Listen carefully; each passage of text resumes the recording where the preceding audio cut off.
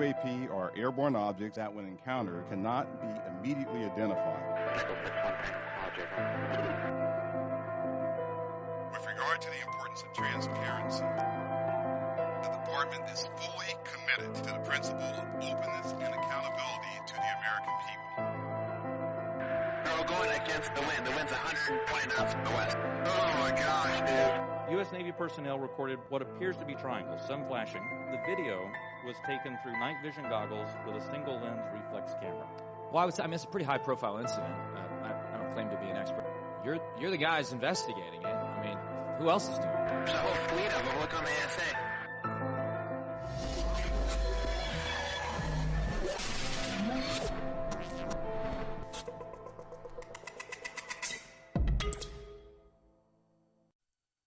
Good evening, ladies and gentlemen. Welcome to UFO We Want to Know.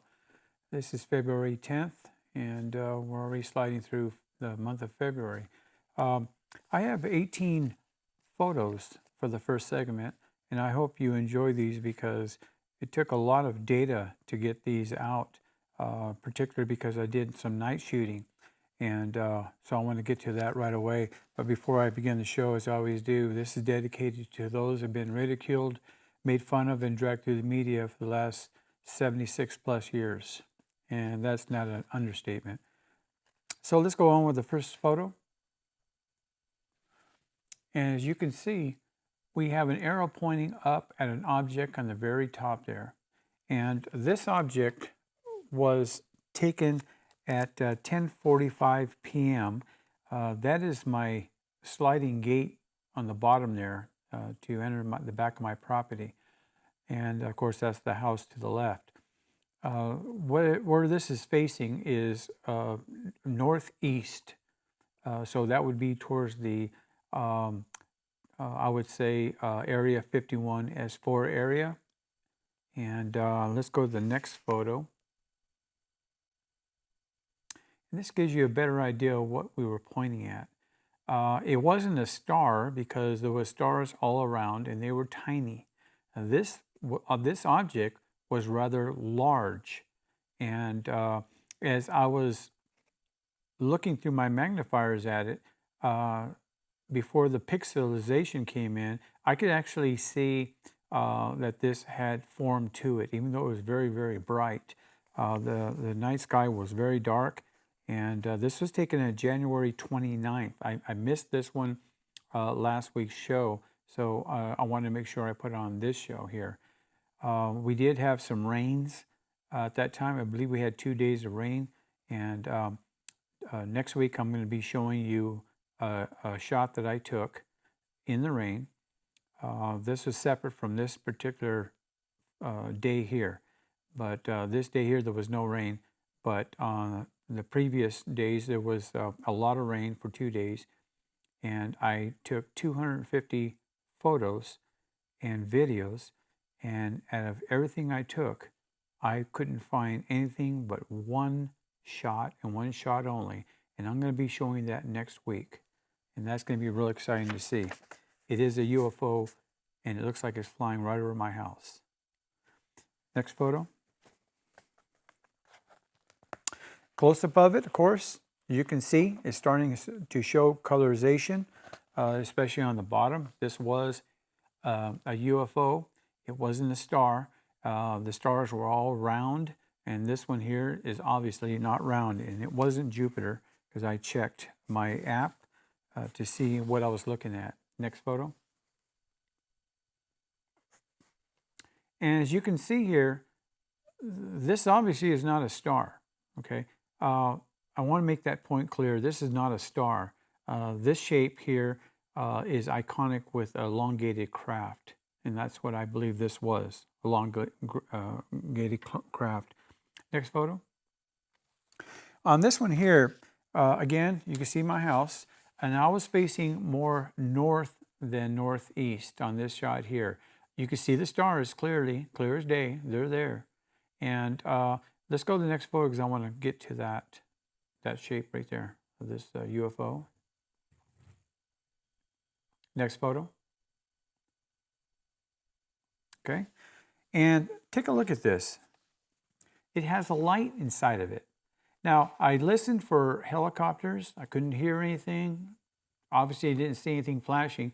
When the helicopters fly over my area, they're flashing a reddish, greenish lights. I guess that's their landing lights, forward landing lights. And I noticed that this craft here, it seemed to just be stationary. On the next shot, not this one here, but on the other photos I took, it was stationary. Next photo. Okay, a little closer view of it. I darkened the sky on purpose so you can see a little bit of illumination. And the next photo. This is the best I could get from it. And what I did is I used my computer on it to see, and this was most likely a craft. It wasn't a star, of course, and it wasn't a helicopter.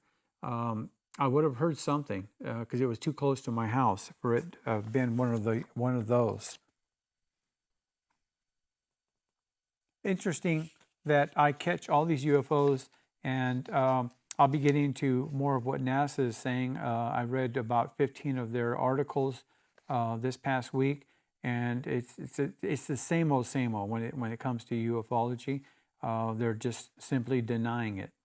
Let's go to the next photo.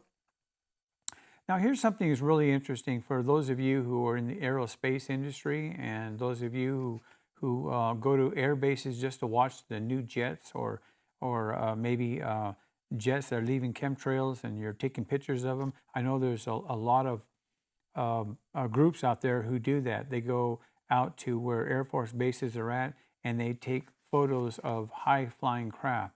This craft was flying really close to where I was at, but it was very, very high.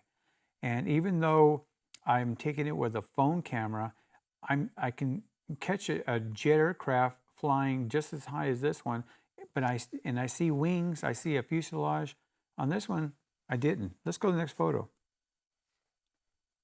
As it gets closer, it starts to give you some kind of a shape, not of an airplane, but more of a UFO. Next photo. It's a closer up view of it. And again, this doesn't show a fuselage or wings or a tail. How high it was flying, I can't tell you, but I can tell you that I've taken craft very, very high in the atmosphere, and I'm talking about super high, where you can barely see it with your eyes, but when you take a close-up of it with your camera or even my 35 millimeter, I get this shape right here.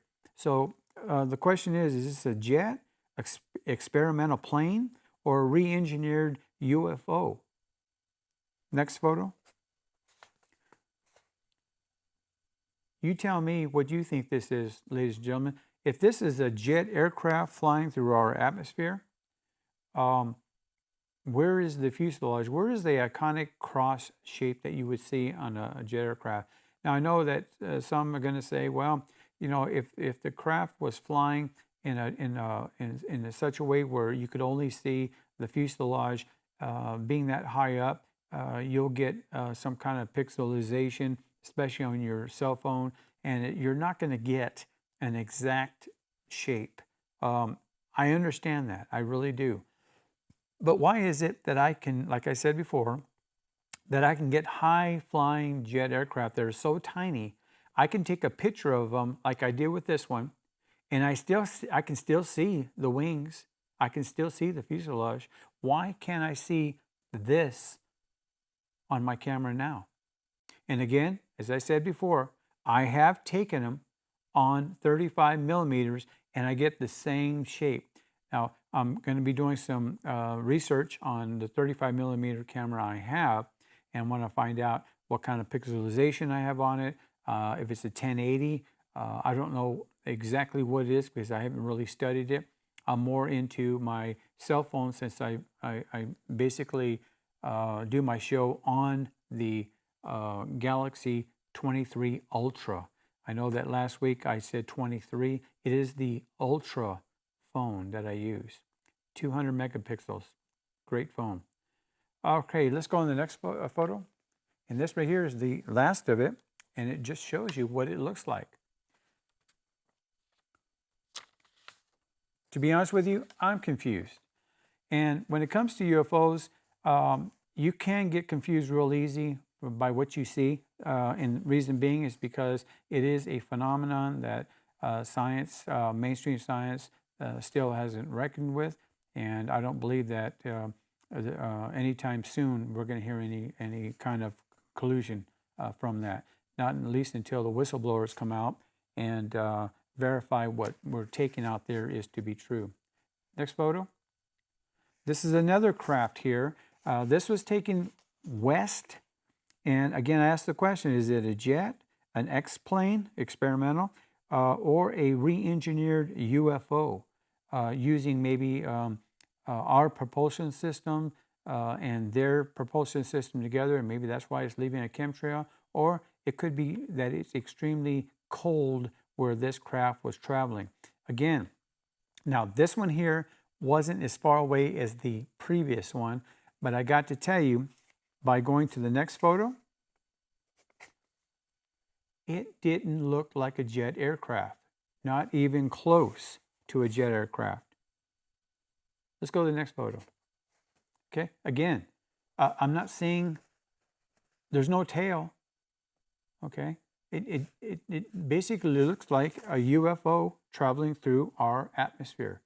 That's what it looks like to me. Next photo, a close-up of it. You're starting to see the cold air around it. Our jet aircraft don't do that. When I do take pictures of jet aircraft, and I'll be showing you that next week, I'm going to show you the difference, and you'll see for yourself. And I believe the next photo, and this is the last of them. And again, this doesn't look anything like a jet aircraft to me. If it is a re-engineered UFO that we have in our possession, then I guess that's what it is. I'd like to hear from you at UFOWeWantToKnow@gmail.com. Let me know what you think this is. I'm not confused, but I know what it is, and I'm going to stick to that. But let me know what you think it is. We'll be back after this message. And I want to thank you for watching. If you're interested in purchasing anything I have here on the show, you can write me at UFOWeWantToKnow@gmail.com. I'll be more than happy to send you information. These are all through the Tumbler Lady, and you can see her in Pahrump, Nevada. We have a outing on Saturday at the Tractor Supply, and we're out there every Saturday. So we'll get more information out there. But if you're interested in these items, you can reach me. I want to thank you for watching, and I'll see you next week. Thanks for staying with us. On this segment here, I have 2 videos and 10 photos for you. And I'd like to ask you the question, how is it that I get videos and photos every week? Now, when I do my show, this is from the whole week, the previous week leading up to my show. So how is it that I get all these UFOs every single week? And you get people who say, well, I saw this last week, and or they show something on television that somebody saw something, but they don't show anything. How is it that I can show you these week after week after week, nonstop? That's a question that should be asked out there. Why is it that I can do that? And I'm doing it with a cell phone. So let's go on with the first video.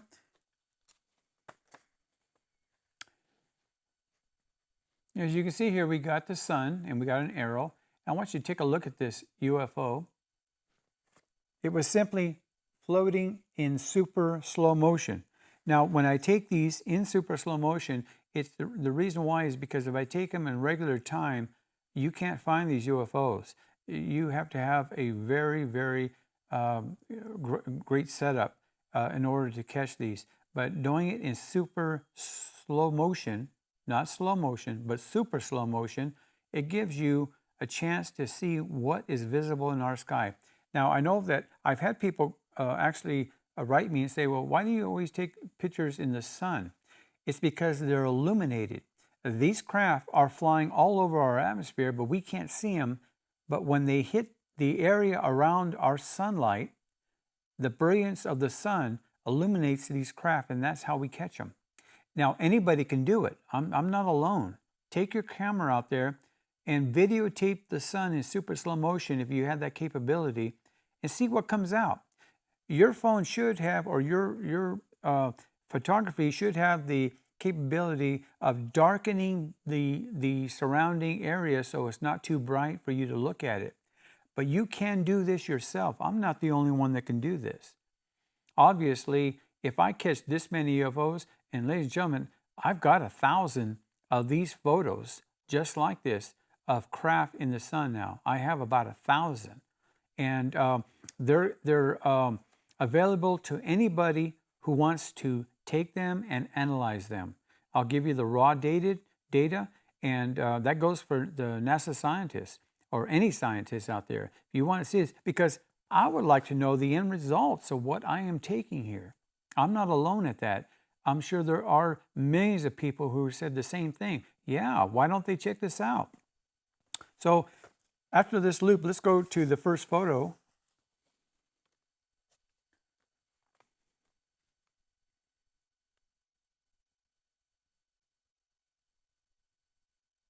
There we go. And that's what you were looking at here. Now, I wanted to show a full picture of how far away this was. When you were looking at the video, I zoomed in on it. As you can see on the upper right of the sun, not all the way to the top, but to the right of that, you can see that was an aircraft flying. And the circle is where the UFO is at. So let's go to the next photo. And there's the craft right there. And I do that for a reason. I make it small because I want you to know how hard it is to catch these UFOs. You have to zero in. You have to maybe shadow the background. In other words, change it from super bright to dark so you can actually get a good picture of the UFO itself. Next photo. As it gets closer and closer, this particular UFO had a shape to it. Now, when I looked at my optics on it in the video, I stopped it several times when I was viewing it before I actually took stop motion pictures, and I noticed this UFO had a shape to it. It was kind of crest on the top, and then it came down like a slope, kind of like an egg shape. Next photo. And this is basically what I was looking at. The UFOs come in all types of shapes. You don't think of the UFOs just as the flying saucer. There are so many shapes out there that we just probably we'll never be able to count all of them. And next. And this is the last of this group of UFO photos here, but this is what it looked like.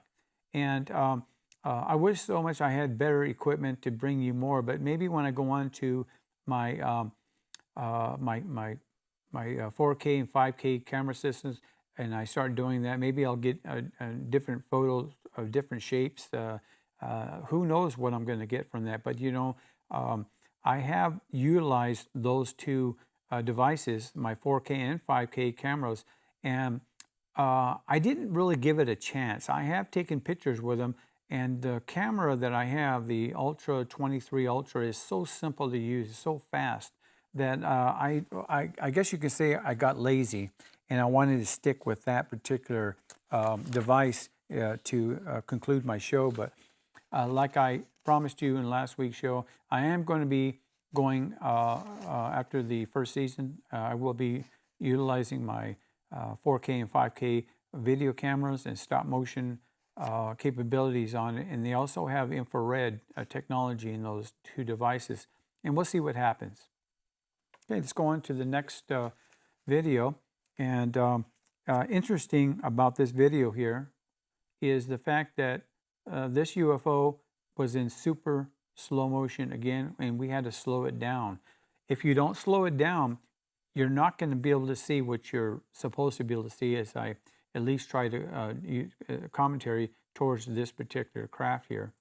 When I use my commentary tool, I'm trying to explain the fact where the UFO was going, what it was doing, and it's what I like about taking pictures in the sun with these UFOs is that sometimes they'll dance for you. The UFOs will make a sudden move and they'll go right, left when you're not expecting it. And I always make sure that I try to use tripods when I'm doing this, and that way if I move the camera just a little bit, not using a tripod, that object will zigzag, and that's why I use a tripod. As you can see, it's going right through the sun. Now, what I did was I took a stop motion when it completed its mission through the sun. Okay, it's not going through the sun, of course. We're using that as a phrase, but as it comes out the other side of the sun, I stop motion pictured that one there. And I wanted to show you what this craft looked like. So after this loop here, we'll go to the first photo. And there it is. This is when it was exiting on the left, upper left of the sun. And that's what it looked like. And when it was going so fast that if I hadn't slowed it down, I think it would have probably been more of a blur because it was traveling quite fast. On my camera, it was at the end range of my 17 seconds. And everything you saw there was in the 17th second of the video. So the last split second, this UFO appeared. And that's all I got of it. For the whole beginning, there was nothing. And it came out at the end. And what's really interesting about that is the fact that the super slow motion only allows you 17 seconds. So you can imagine, whenever I see a UFO going through or near the sun, there's usually more than one. There's one, and then 2, 3, 4, 5 will follow. Unfortunately, my timing was, if you want to say it was off, I got this at the end of the video. And the next video that I had of the same time frame didn't have anything on it. Matter of fact, I deleted three videos after this one. So I may have missed the UFOs that were most likely behind this one here. Let's go to the second photo of this one. And I'm going to show you what this craft looked like. Kind of like a diamond shape, but more or less like an iconic UFO shape. It's got the top circling down, and then it comes down like a wedge on both sides. This UFO has been seen for literally hundreds of years. And in upcoming videos I'm going to show you the shapes similar to this one here that were captured in the 1800s. Now, here's a little funny note here. I watched about 17 different videos this past week. And they're talking about that these shapes were seen first in the early 19th century. They were saying 1909. They were saying 19, I'm reading my notes here, 2022. And they said they saw these particular shapes. Well, ladies and gentlemen, I've got material that shows that they were seeing these shapes back in 1810. And these were in newspapers of the Old West and back east. Newspapers that were actually showing drawings of what they called airships. And they look a lot like the UFOs that I captured, elongated, but without propellers on them. Let's go to the next photo real quick. And the interesting thing about it is that back then, in say 1810, 1825, there was no such thing as airships, okay? Airplanes, jet aircraft. We didn't have Zeppelins flying over, but they were drawing pictures that looked like Zeppelins with propellers on them. The propellers, I believe, came in thinking that this is how they thought they were being driven. Next photo. Close-up view of it. And the one after this is similar to it, but with color. And that's the last of that photo. But interesting, I took this right here and I changed the background, made it black, and the craft came out blue. Again, that has to do with the software. But getting back to what they're saying about all these craft that they saw in 1910, 1925, I'm sorry, they were seeing this back in 1810, 1825. Maybe they were off by 100 years. But I'll show you proof in upcoming videos. We'll be back right after this message. Please stay with us. And I want to thank you for watching. If you're interested in purchasing anything I have here on the show, you can write me at UFOWeWantToKnow@gmail.com. I'll be more than happy to send you information. These are all through the Tumbler Lady, and you can see her in Pahrump, Nevada. We have a outing on Saturday at the Tractor Supply, and we're out there every Saturday. So we'll get more information out there. But if you're interested in these items, you can reach me. I want to thank you for watching, and I'll see you next week. Thank you for staying with us. On this segment here, I have 2 videos and 9 photos to show you. Before I start, do you ever wonder how I get all these videos and photos, and scientists today are still not sure of what is out there? It's up to you, the people who are into this phenomenon. It's up to you to contact your representative, whether it be a congressperson or a senator or a governor. Ask them, what's going on with the UFO deal here? The government keeps denying it, and we're seeing UFOs on shows like this one. And tell them about UFOWeWantToKnow@gmail.com. Tell them to write to me. Tell them to ask me questions. I have no problem answering any questions to anybody at any given time. If I can come up with videos and photos of UFOs every single day, and I've got proof I do that every single day, then there's something wrong with communication between our leaders and the people who pay their salaries. We're called taxpayers, and we have a right to know. Let's go on with the first video.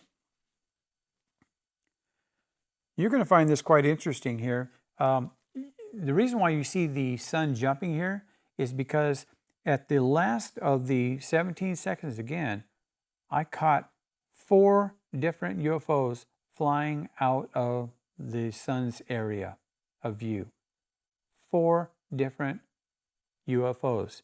And what I did, instead of showing just them as little dots and then bringing them up, I took the end results of all 4 UFOs in this general area of the sun, and I'm going to be showing all 4 of them. And they weren't all shaped the same, especially the third one. But let's, if you can see it, I'll let them loop it for a couple more times. And I apologize for the sun's moving. And that was not the tripod. It's because we are squishing the 17 seconds in so much to show the UFOs, if you can actually see them. And believe me, they were there. It looks like the sun is the tripod is moving on the camera, but that's not the point here. The point is that there are 4 UFOs in this particular video, and I want to show you all 4 of them right now. So let's go on to the first photo. This was the first one, and take a look at it. You've seen this before. I've shown this before, and it always seems to give that same colorization. The coldness around it, the center is density or heat, according to our scientists. That never seems to change, does it? I don't think it's ever going to change, to be honest with you. Now remember, I said all 4 of these are at the end of what I took. Okay, so you're not going to see the little dots, you're going to just see the end results. Let's go to the next one. Take a look at this one here. Now this was kind of interesting because it was giving different layers of cold, if it was temperature driven. I believe that the darker part of that outer shell is most likely plasma, because this craft here, this particular one was going up. It wasn't going sideways. It was kind of going up, up, kind of like right to left, and it left me. I'm trying to look at my notes here to make sure that I got it correct. It was leaving this really bright, shimmering view for such a long time that when I did the end results of it, I got these rings around the darker part, which I believe is plasma, and then at the end of it, the lighter ring, I believe that's the cold air it's emitting. Now remember, you got to stop thinking in human terms. Their technology is a lot different than ours. I can guarantee you that, because of the flight characteristics that they have. We can't pull G's the way they can do it. We would be dead in a heartbeat. Let's go on to the next one. This is the one that I was saying that it was not shaped close to the other ones. It was more or less like a triangle. This particular craft was going from left to right on the opposite side of the sun. It's a wonder that we don't hear about more UFO crashes. If you think in human terms, these craft were crisscrossing that particular area. And as I said, this is the end result. And take a look at the outer ring of it. You've got a clear, it looks like somebody actually got a pencil and drew around it inside. It does have an intersection, which is the density, and then it's got the outer layer. Because of the background I used on this particular one here, I'm not showing any coldness coming out, but there was on previous ones of this particular craft. And let's go to the last one of the four. And you've seen this one before. I've taken this one several times when it was closer to the ground, like a probe. But this is kind of like the same shape. In later years, I'm going to get on my database and I'm going to put some software together where I can get all the shapes that look very similar, and then with dates and times and locations, I'm going to be able to put together a pretty good database and to give people an idea of what direction, what time, kind of time of day that you can see these UFOs at best, the best time to go out and take photos. Okay, let's go on to the next video. Really can't really call it a video. You can call it a still if you want, but this is a video. You'll see the trees moving every time we re-loop it. This particular craft here, I believe this was a probe. Again, that's my one of my pine trees right there you're looking at near the arrow. But this craft stuck around for quite a while. I didn't take one video of this. I took actually two, and it was in both of the videos. So it didn't move. And when it finally did move, I can't tell you if it went right to left, which would be west, or going east. But I was facing north when I took this video here. And that's an interesting thought right there, that to know that I have these craft really clear to my proximity at any given time, because I'm out there taking pictures left and right. And as you can see, this is a clear day out here, so this wasn't this before the rain. This is before the rains happen. These probes seem to hang around close to my area for some reason. And I'm not saying that they're checking me out. I'm not trying to put words into people's other people's mouths or thoughts. These craft are around, and where they're at in Pahrump, I can't really tell you because Pahrump is spread around so much. But this is more or less in the area of our casinos on Route 160. That's as close as proximity as I can figure. If I was at the casinos and they're about 3 miles away from me, and I was looking in this general area, I would have to be looking up, because right now I'm at a 45-degree angle. So let's go to the first photo of this one. As you can see, I have an arrow pointing at it. And you got to see it, of course, in the video, but I just do this just for notation here.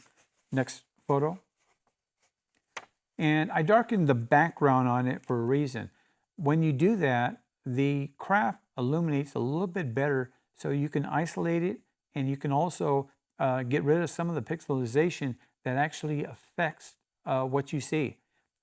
Sometimes I'll do that, and the pixels will actually interfere with what you're looking at. It will distort it. So I have to go forward, backwards, back and forth until I get it right. And sometimes it takes me an hour just to do one of these. And that may not seem to be a lot, but when I'm taking 200-300 photos and videos a week, that's a lot of time for me. Again, I don't have the best eyesight, and it does affect me. Next photo. Gives you an idea what the shape this looked like. Yeah, I have taken UFOs that look like this, but take a look at it. It's got geometric form. Right to left, it's got that geometric form. That would be something that in human thinking, and I'm always telling you, don't think in human terms, but in human terms, I would think that it was standing still because it's not showing any distortion from right or left, up or down. It's giving you a solid craft. Now, obviously, this is not an airplane. It's not a helicopter. This was up there. I've got the times and dates of it being up there, and for the most part, this craft, I'm going to call it a probe. Next photo.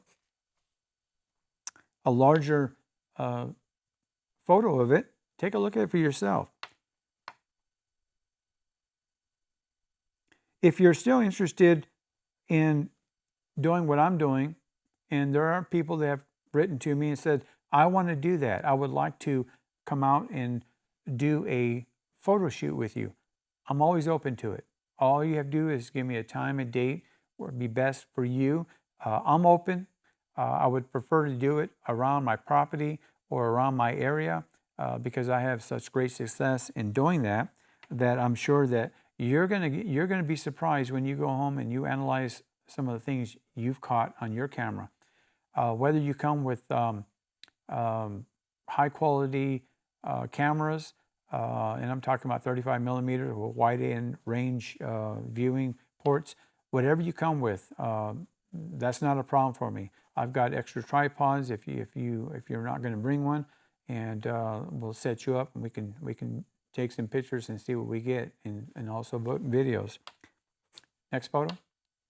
And this is the photo that is at the end results. And again, it never changed the shape. And by standing still out there, I think it gives us a pretty good idea of what we're looking at. I'm calling this a probe, and I'm going to stay with that. And the reason why, because it didn't move. Why nobody else took pictures of this craft or other crafts being stationary out there, I don't hear of anybody in prompt who says, hey, I saw something last night. Once in a great while, I'll hear somebody come up to me and tell me, hey, do you go in this particular area prompt? And the reason why is because we always see 3 lights out there, and that tells me it could be a beacon or it could be something was set up out there. And I'm going to be checking those out, by the way, for those people who asked me that question. We'll be back after this message. And I want to thank you for watching.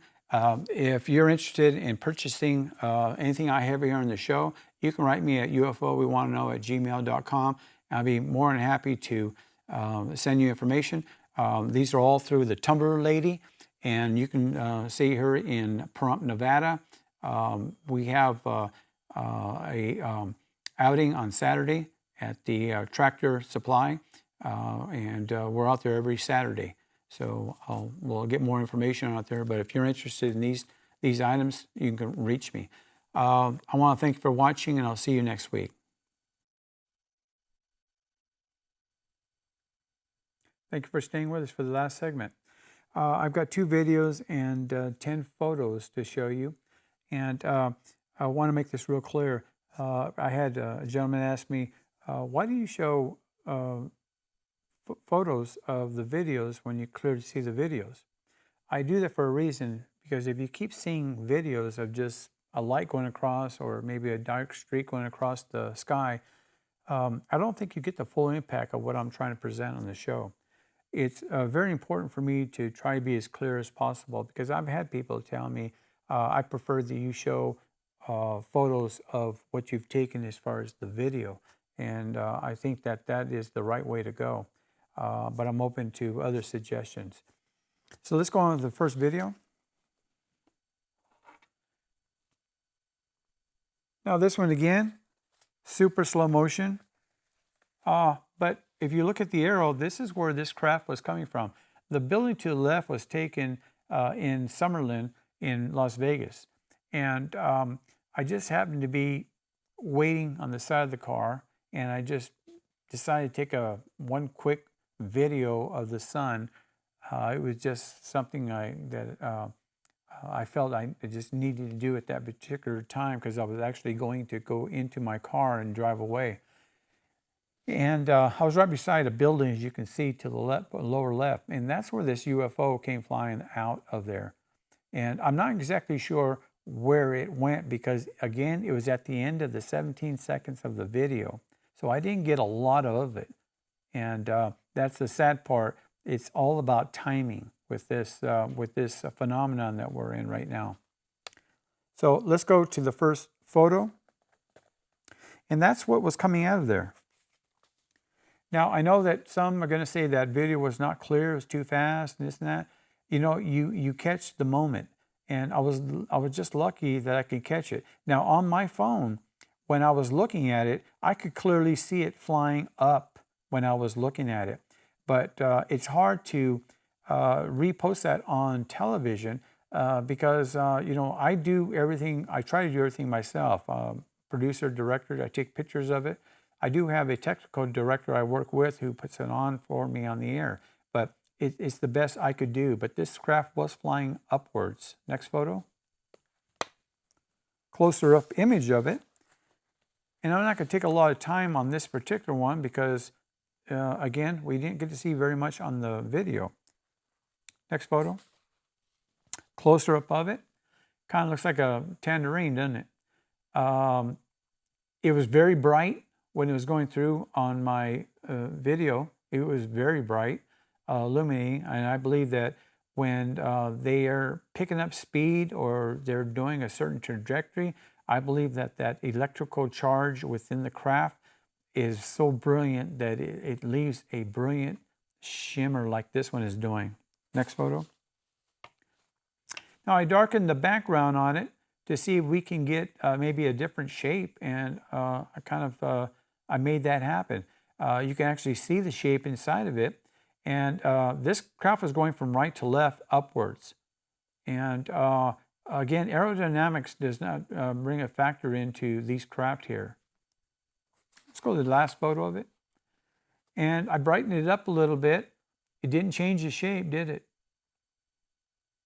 That's it. That's the UFO that was flying. And I apologize for that video being so short, but it is what it is.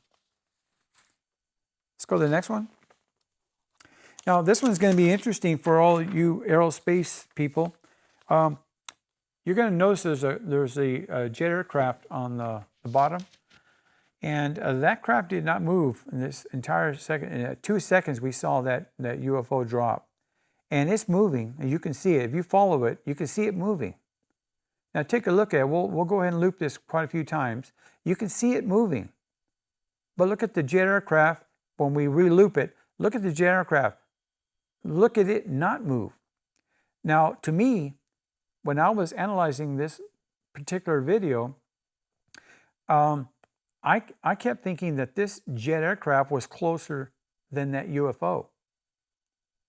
What do you think? Let me know what you think about this. Let's loop this a couple more times if I could. What do you think about these craft moving? Remember, this is super slow motion, and we slowed it down just a little bit more because it was moving. It started off at 2 seconds on the video and went to 17 seconds, and it ended there. At 17 seconds, it took off so fast we couldn't see it. But the jet that's in view there, it really never moved. This is proof positive that both these craft were in our atmosphere and were moving. Because if a jet aircraft is not moving, it's going to fall to the ground, isn't it? So how interesting is that? And I'm sure scientists will come up with something. It's a glitch on your phone. You shouldn't be using your phone to take these pictures because or videos, because they're not going to give you the correct information that you think you're giving. I've heard them all, and I know I'm going to continue on hearing them all. They just can't stop. It's in their DNA that these scientists cannot see something that I'm taking, especially with a cell phone. I'm taking it with a cell phone, and they're not gonna say, well, yeah, he took a picture of an actual UFO and a jet in the same video, and one was moving, one was not. They're not gonna come to that conclusion. I can guarantee it. After this loop, let's go ahead and go to the first photo.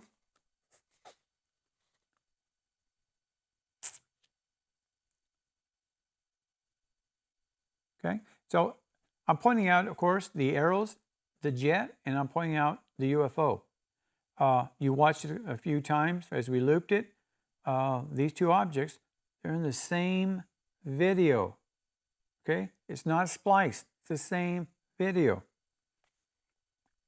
Next photo. This is the UFO that was flying.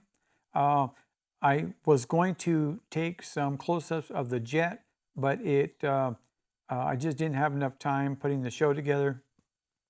I was given, so I give myself a certain amount of time where I can actually put together what I want to present in the show, and that's as far as I got. Next photo. When it was coming down quite fast. If I had to guesstimate how fast this was moving, and the reason why I say that is because of the fact that we had to slow it down, and this UFO was moving quite fast. At 17 seconds, I only caught 14 seconds of it. 15 seconds of it, I'm sorry, 15 seconds of it out of the 17. And at the end, it took off so fast that I couldn't do anything with it. But as you can see, it's leaving kind of a streak there. You got the, to me, it's the UFO shape. You would think, as far as our aerodynamics were concerned, the pointing edge would be in front. But in these craft here, as I've said many times, I don't believe they touch our atmosphere. I believe that these craft are coming through our atmosphere, and they have some kind of inertia system built in, and they're giving out plasma, cold air at the outside of the craft, and density inside the craft, according to our scientist. Next photo, close up of it. And you notice that the background is bluish. And the reason why is because when you use a filter system, or a certain filter system, it will do that to your pictures. But I do it for a reason. I do it because I don't care about what color it is back there. What I care about is that I can give you a definition of a craft that is flying in our atmosphere. How many times have you heard me say that? It's flying in our atmosphere. Scientists say that there's no UFOs flying in our atmosphere. And yet, back as far as 1952, they were showing craft flying, and they concluded that they weren't birds, they weren't balloons, they were craft, but they were unidentified. And that's where we got the unidentified flying objects. They said that they can't identify them, but they were going at such speeds that we were not capable of going at that particular time, whether it be in 1947 or 1952 and onward. Every time they would catch these craft, we couldn't do those particular speeds. And we can't do Mach 200. So we're catching them now because we have better optics. We have better equipment. And I just happen to be somebody who, would you say, accidentally fell into this phenomenon using my phone camera. It wasn't that I couldn't use my 35 millimeter. I'm lazy. I found that by using my Galaxy phone, the first one being actually being the 22 Ultra, now 23 Ultra, I found that these objects were up there. Next photo. And this should be the last of it. And I can only tell you what I believe. It's something that I've enjoyed doing, and I'm going to continue on doing. It's a hobby for me. But if you have a question on these craft here, what do you think is flying through our atmosphere? When you see me take a video of a UFO coming through our atmosphere, what do you think I'm taking? You know, there's a lot of people out there who have their silly ideas, and I read them. You know, I don't discount what people say. You know, if they want to be funny, that's fine. If they believe that it's a flying cracker that got caught in the wind, whatever you want to say. I've heard the most silliest answers out there, and it doesn't bother me because I know there's a lot of people out there who are just jokesters and they don't take it seriously, but I do. And I want to thank you for watching this week's show. It's always a delight to be able to put on UFOs and to let you see what I capture. And I want to make an announcement before the show ends here, and that is the Tumbler Lady will be at Tivoli Village in Summerlin for the Las Vegas Craft Show on February 18th from 10 to 4. Come shop with the Tumbler Lady and let's talk, because I'll be out there also. So if you want to come out and meet me out there, I'll be more than happy to take a look at your videos, photos, and hear about your experience in the phenomenon. My name is Joseph, and I appreciate you watching the show. It gives me great pleasure to be able to bring that to you. So until next week, take care and have a great weekend. Thank you for watching. And I want to thank you for watching. If you're interested in purchasing anything I have here on the show, you can write me at UFOWeWantToKnow@gmail.com. I'll be more than happy to send you information. These are all through the Tumbler Lady, and you can see her in Pahrump, Nevada. We have a outing on Saturday at the Tractor Supply, and we're out there every Saturday. So we'll get more information out there. But if you're interested in these items, you can reach me. I want to thank you for watching, and I'll see you next week.